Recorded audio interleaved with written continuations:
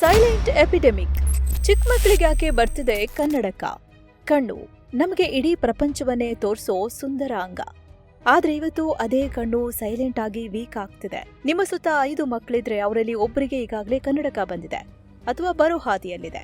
ವಿಶ್ವ ಆರೋಗ್ಯ ಸಂಸ್ಥೆ ಹೇಳೋ ಪ್ರಕಾರ 2050ರ ಹೊತ್ತಿಗೆ ಜಗತ್ತಿನ ಸುಮಾರು 475 ಕೋಟಿ ಜನ ಮಯೋಪಿಯಾ ಅಂದ್ರೆ ಸಮೀಪ ದೃಷ್ಟಿ ದೋಷಕ್ಕೆ ತುತ್ತಾಗಿರ್ತಾರೆ. ಅಂದ್ರೆ ಅರ್ಧ ಜಗತ್ತು ಕನ್ನಡಕ ಹಾಕೊಂಡಿರುತ್ತೆ. ದೂರದ ವಸ್ತುಗಳು ಮಂಜಾಗಿ ಕಾಣೋ ಸಾಧ್ಯತೆ ಇದೆ. ಹಾಗಾದ್ರೆ ಒಂದ್ ಕಾಲದಲ್ಲಿ ವಯಸ್ಸಾದ ಮೇಲೆ ಮಾತ್ರ ಬರ್ತಿದ್ದ ಈ ಸಮಸ್ಯೆ ಇವತ್ತು ಚಿಕ್ಕ ಮಕ್ಕಳಲ್ಲೂ ಯಾಕೆಷ್ಟು ಹೆಚ್ಚಾಗ್ತಿದೆ? ನಮ್ಮ ಕಣ್ಣುಗಳಿಗೆ ನಿಜಕ್ಕೂ ಏನಾಗ್ತಿದೆ? ಮೊಬೈಲ್, ಲ್ಯಾಪ್ಟಾಪ್ ಮಾತ್ರ ಇದಕ್ಕೆ ಕಾರಣನಾ? ಅಥವಾ ನಮ್ಮ ಇಡೀ ಲೈಫ್ ಸ್ಟೈಲ್ ನಲ್ಲೇ ಏನಾದ್ರೂ ದೊಡ್ಡ ಬದಲಾವಣೆ ಆಗಿದ್ಯಾ? ಒಂದ್ ವೇಳೆ ಈಗಾಗಲೇ ಕನ್ನಡಕ ಬಂದಿದ್ರೆ ಅದರ ಪವರ್ ಮತ್ತಷ್ಟು ಹೆಚ್ಚಾಗದಂತೆ ತಡೆಯುವುದು ಹೇಗೆ? ಇಲ್ಲ ಭವಿಷ್ಯದಲ್ಲಿ ಮಕ್ಕಳಿಗೆ ಕನ್ನಡಕ ಬರದೇ ಇರೋ ತರ ತಡೆಯುವುದು ಹೇಗೆ? ಇದ್ರ ಹಿಂದೆ ಇರೋ ಸೈನ್ಸ್ ಏನು? ಈಗಾಗಲೇ ವಿಜ್ಞಾನಿಗಳು ಹೇಳಿರೋ ನಿಜವಾದ ಪರಿಹಾರಗಳೇನು?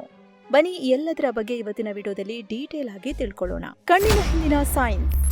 ಯಾಕೆ ಹೆಚ್ಚಾಗ್ತಿದೆ ಮಯೋಪಿಯಾ? ಇದೆಲ್ಲಕ್ಕಿಂತ ಮೊದಲು ನಮ್ಮ ಕಣ್ಣು ಹೇಗೆ ಕೆಲಸ ಮಾಡುತ್ತೆ ಅನ್ನೋದನ್ನ ಒಮ್ಮೆ ಅರ್ಥ ಮಾಡ್ಕೊಳ್ಳೋಣ. ಮನುಷ್ಯನ ಕಣ್ಣು ಮೂಲತಃ ಒಂದು ಕಾನ್ವೆಕ್ಸ್ ಲೆನ್ಸ್ ತರ ಅಥವಾ ಕ್ಯಾಮ್ರಾ ತರ ಕೆಲಸ ಮಾಡುತ್ತೆ. ಸ್ಕೂಲ್ನಲ್ಲಿ ನೀವು ಕಾನ್ವೆಕ್ಸ್ ಲೆನ್ಸ್ ಬಗ್ಗೆ ಓದಿರ್ತೀರಾ. ಇದರ ವಿಶೇಷತೆ ಏನಂದ್ರೆ ಇದರ ಮೂಲಕ ಹಾಯ್ದು ಹೋಗೋ ಎಲ್ಲಾ ಬೆಳಕಿನ ಕಿರಣಗಳು ಒಂದು ನಿರ್ದಿಷ್ಟ ಬಿಂದುವಿನಲ್ಲಿ ಅಂದ್ರೆ ಫೋಕಲ್ ಪಾಯಿಂಟ್ ನಲ್ಲಿ ಒಂದಾಗ್ತವೆ. ಒಬ್ಬ ಆರೋಗ್ಯವಂತ ಮನುಷ್ಯನ ಕಣ್ಣಿನಲ್ಲಿ ಈ ಫೋಕಲ್ ಪಾಯಿಂಟ್ ಇರೋದು ಕಣ್ಣಿನ ಹಿಂಭಾಗದಲ್ಲಿ. ಇದನ್ನೇ ನಾವು ರೆಟಿನಾ ಅಂತ ಕರಿತೀವಿ. ನಿಮ್ಮ ಕಣ್ಣು ಸರಿಯಾಗಿ ಕೆಲಸ ಮಾಡ್ತಿದ್ರೆ ಯಾವುದೇ ವಸ್ತುವಿನಿಂದ ಬರೋ ಬೆಳಕು ಮೊದಲು ಕಣ್ಣಿನ ಹೊರ ಪದರವಾದ ಕಾರ್ನಿಯಾ ಮೇಲೆ ಬೀಳುತ್ತೆ. ಆಮೇಲೆ ಪ್ಯೂಪಿಲ್ ಮೂಲಕ ಹಾದು ಕಣ್ಣಿನ ಒಳಗಿರೋ ಲೆನ್ಸ್ ಮೂಲಕ ಹೋಗಿ ನೇರವಾಗಿ ರೆಟಿನಾ ಮೇಲೆ ಫೋಕಸ್ ಆಗುತ್ತೆ. ಒಬ್ಬ ಆರೋಗ್ಯವಂತ ವ್ಯಕ್ತಿಯ ಕಣ್ಣಿನಲ್ಲಿ ಲೆನ್ಸ್ನಿಂದ ಈ ರೆಟಿನಾಗೆ ಇರೋ ಅಂತರ 23.5ರಿಂದ 24 ಮಿಲಿಮೀಟರ್ ಇರಬೇಕು. ಈ ರೆಟಿನಾಗೆ ಕನೆಕ್ಟ್ ಆಗಿರೋ ಆಪ್ಟಿಕ್ ನರ್ವ್ ಮೆದುಳಿಗೆ ಸಿಗ್ನಲ್ ಕಳಿಸಿದಾಗ್ಲೇ ನಮಗೆ ಆ ವಸ್ತು ಕ್ಲಿಯರ್ ಆಗಿ ಕಾಣೋದು. ಇದು ನ್ಯಾಚುರಲ್ ಪ್ರೋಸೆಸ್. ಆದ್ರೆ ಇವತ್ತು ಏನಾಗ್ತಿದೆ ಗೊತ್ತಾ? ನಮ್ಮ ಲೈಫ್ ಸ್ಟೈಲ್ ಕಂಪ್ಲೀಟ್ ಕೆಟ್ಟು ಹೋಗಿದೆ.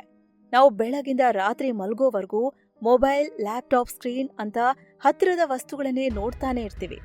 ಹೀಗೆ ಸತತವಾಗಿ ನೋಡುವಾಗ ಕಣ್ಣಿನ ಒಳಗಿರೋ ಸೂಕ್ಷ್ಮ ಸ್ನಾಯುಗಳ ಮೇಲೆ ಪ್ರೆಷರ್ ಬೀಳುತ್ತೆ. ಇದನ್ನೇ ವಿಜ್ಞಾನದಲ್ಲಿ ಸಿಲಿಯರಿ ಮಸಲ್ಸ್ ಅಂತ ಕರೀತಾರೆ. ಈ ಮಸಲ್ಸ್ ರಿಲ್ಯಾಕ್ಸ್ ಆಗೋಕೆ ಟೈಮ್ ಸಿಗದೆ ಬಿಗಿಯಾಗಿ ಲಾಕ್ ಆಗ್ಬಿಡುತ್ತೆ. ಈ ಎಕ್ಸ್ಟ್ರಾ ಸ್ಟ್ರೆಸ್ ತಡೆಯೋಕಾಗದೆ ಕಣ್ಣಿನ ಗುಡ್ಡೆ ತನ್ನ ನಾರ್ಮಲ್ ಶೇಪ್ ಕಳೆದುಕೊಂಡು ಉದ್ದಕ್ಕೆ ಬೆಳೆಯೋಕೆ ಶುರುವಾಗುತ್ತೆ. ನೋಡೋಕೆ 1 ಮಿಲಿಮೀಟರ್ ತಾನೆ, ಅದ್ರಲ್ಲಿ ಏನಿದೆ ಅನಿಸ್ಬೋದು. ಆದ್ರೆ ಕಣ್ಣಿನಂತ ಸೂಕ್ಷ್ಮ ಅಂಗಕ್ಕೆ ಇದೊಂದು ಡೆಡ್ಲಿ ಡ್ಯಾಮೇಜ್. ಮೆಡಿಕಲ್ ಸೈನ್ಸ್ ಪ್ರಕಾರ ಈ ಕಣ್ಣಿನ ಗುಡ್ಡೆ ಕೇವಲ 1 ಮಿಲಿಮೀಟರ್ ಉದ್ದ ಬೆಳೆದ್ರೆ ಸಾಕು, ನಿಮ್ಮ ಕಣ್ಣಿನ ಪವರ್ ಬರೋಬ್ಬರಿ -1.0 ಡಯಾಪ್ಟರ್ನಷ್ಟು ಮೈನಸ್ ಆಗ್ಬಿಡುತ್ತೆ. ಯಾವಾಗ ಕಣ್ಣಿನ ಗುಡ್ಡೆ ಹೀಗೆ ಉದ್ದ ಆಗುತ್ತೋ ಆಗ ಹೊರಗಿಂದ ಬರೋ ಬೆಳಕಿನ ಫೋಕಲ್ ಪಾಯಿಂಟ್ ರೆಟಿನಾದ ಮೇಲೆ ಬೀಳೋ ಬದಲು ರೆಟಿನಾಕ್ಕಿಂತ ಸ್ವಲ್ಪ ಮುಂದೆ ಫೋಕಸ್ ಆಗ್ಬಿಡುತ್ತೆ. ಕ್ಯಾಮ್ರಾದಲ್ಲಿ ಫೋಕಸ್ ಮಿಸ್ ಆದ್ರೆ ಫೋಟೋ ಬ್ಲರ್ ಆಗುತ್ತಲ್ಲ, ಸೇಮ್ ಟು ಸೇಮ್. ಇದನ್ನೇ ಮೆಡಿಕಲ್ ಭಾಷೆಯಲ್ಲಿ ಮಯೋಪಿಯಾ ಅಥವಾ ಸಮೀಪ ದೃಷ್ಟಿ ದೋಷ ಅಂತ ಕರೀತಾರೆ. ಇದೇ ಕಾರಣಕ್ಕೆ ನಮ್ಮ ಮಕ್ಕಳಿಗೆ ಹತ್ತಿರದ ಪುಸ್ತಕ, ಮೊಬೈಲ್ ಕ್ಲಿಯರ್ ಆಗಿ ಕಾಣುತ್ತೆ. ಆದ್ರೆ ದೂರದಲ್ಲಿರೋ ಬೋರ್ಡ್ ಮಾತ್ರ ಮಂಜಾಗಿ ಕಾಣೋಕೆ ಶುರುವಾಗುತ್ತೆ. ಇದು ಬರೀ ಜಾಗತಿಕ ಸಮಸ್ಯೆ ಅಲ್ಲ, ನಮ್ಮ ಕರ್ನಾಟಕಕ್ಕೂ ಕಾಡ್ತಿರೋ ದೊಡ್ಡ ರೋಗ.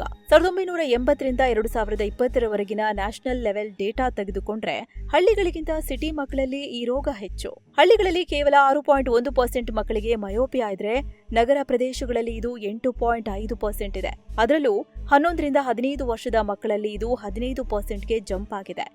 ಇನ್ನು ನಮ್ದೇ ರಾಜೀವ್ ಗಾಂಧಿ ಆರೋಗ್ಯ ವಿಜ್ಞಾನಗಳ ವಿಶ್ವವಿದ್ಯಾಲಯ ಅಂದ್ರೆ RGUHS ಬೆಂಗಳೂರು ಸುತ್ತಮುತ್ತ ಮಾಡಿರೋ ರಿಪೋರ್ಟ್ ನೋಡಿ.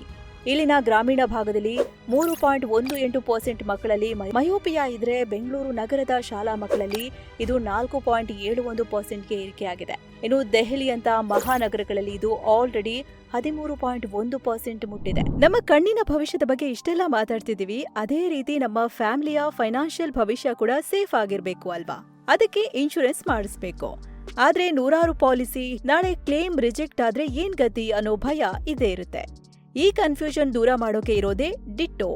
IRDAI ಸರ್ಟಿಫೈಡ್ ಎಕ್ಸ್ಪರ್ಟ್ಸ್ ಯಾವುದೇ ಸ್ಪ್ಯಾಮ್ ಕಾಲ್ಸ್, ಫೋರ್ಸ್ ಇಲ್ಲದೆ ನಿಮ್ಮ ಅವಶ್ಯಕತೆಗೆ ತಕ್ಕಂತೆ ಫ್ರೀ ಆಗಿ ಅಡ್ವೈಸ್ ಮಾಡ್ತಾರೆ. ಗೂಗಲ್ನಲ್ಲಿ 4.9 ರೇಟಿಂಗ್ಸ್ ಇರೋ ಡಿಟ್ಟೋ ಫ್ರೀ ಕನ್ಸಲ್ಟೇಷನ್ ಲಿಂಕ್ ಕೆಳಗಡೆ ಡಿಸ್ಕ್ರಿಪ್ಷನ್ ನಲ್ಲಿದೆ. ವಿಡಿಯೋ ಆದ್ಮೇಲೆ ಚೆಕ್ ಮಾಡಿ. ಬನ್ನಿ ಹಾಗಿದ್ರೆ ಕಣ್ಣಿನ ಗುಡ್ಡೆ ಯಾಕೆ ಹೀಗೆ ಅಸಹಜವಾಗಿ ಬೆಳೀತಿದೆ ಅಂತ ನೋಡೋಣ. ಡೋಪಮೈನ್ ಡ್ರಾಪ್ ಕಣ್ಣಿನ ಶತ್ರು ಯಾರು? ಹಾಗಿದ್ರೆ ಮಯೋಪಿಯಾ ಇಷ್ಟು ವೇಗವಾಗಿ ಯಾಕೆ ಹೆಚ್ಚಾಗ್ತಿದೆ? ಕಣ್ಣಿನ ಗುಡ್ಡೆ ಯಾಕೆ ಅಸಹಜವಾಗಿ ಬೆಳೀತಿದೆ? ಇದಕ್ಕೆ ಒಂದು ಕಾರಣ ಅಲ್ಲ. ವಿಜ್ಞಾನಿಗಳ ಪ್ರಕಾರ ಹೊರಗಡೆ ಆಟ ಆಡೋದು ಕಡಿಮೆ ಆಗಿರೋದು ಮತ್ತು ಗಂಟೆಗಟ್ಟಲೆ ಸ್ಕ್ರೀನ್ ನೋಡೋದು ಎರಡೂ ಸೇರಿ ದೊಡ್ಡ ಪಾತ್ರ ವಹಿಸುತ್ತಿದೆ.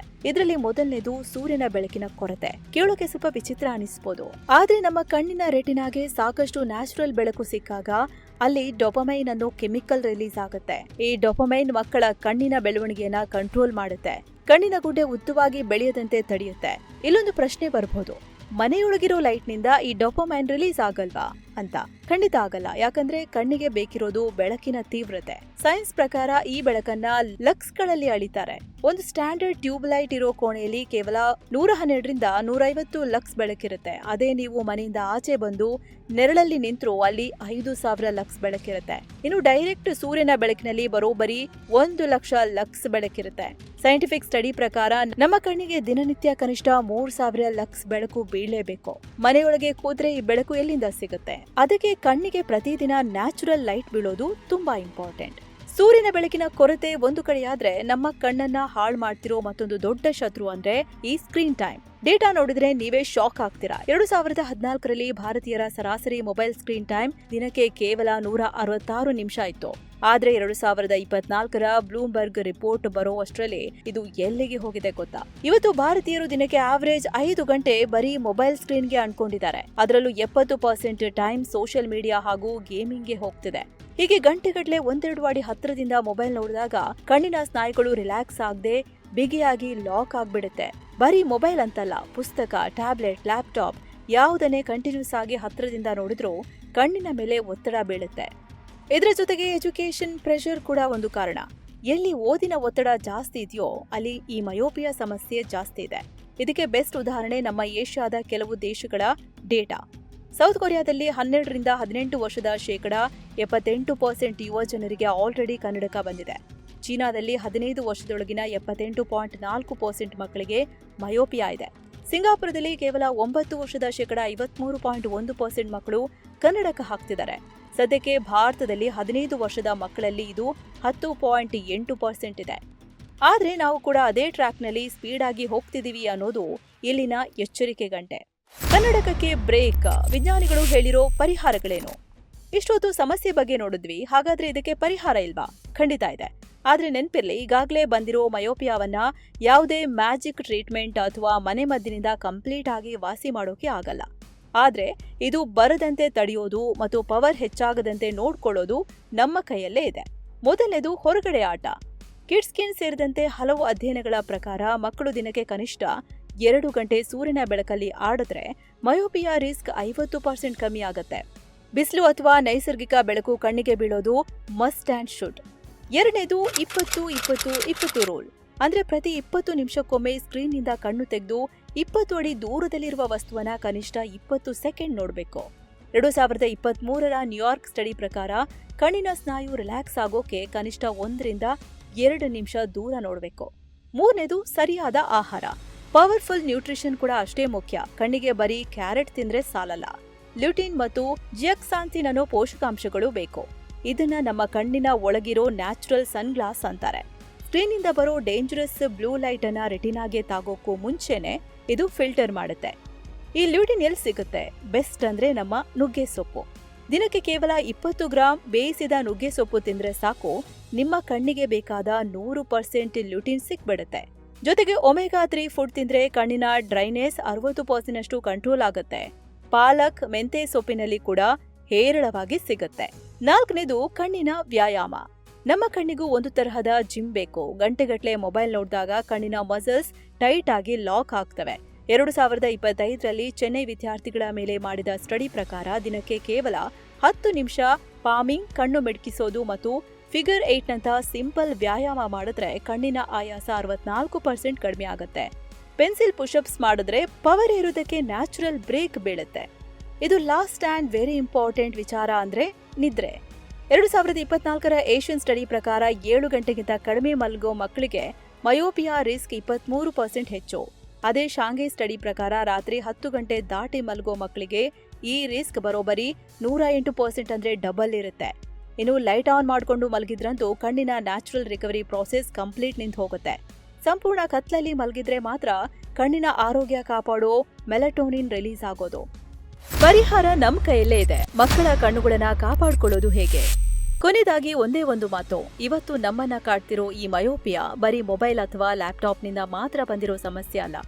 ಇದು ನಮ್ಮ ಇಡೀ ಲೈಫ್ ಸ್ಟೈಲ್ ಬದಲಾಗಿದ್ರ ಒಂದು ಸೈಡ್ ಎಫೆಕ್ಟ್ ಅಷ್ಟೇ. ನಾವು ಸೂರ್ಯನ ಬೆಳಕಿನಿಂದ ದೂರ ಉಳಿದು 4 ಗೋಡೆಗಳ ಮಧ್ಯೆ ಬಂದಿಯಾದದ್ರ ರಿಸಲ್ಟ್ ಇದು.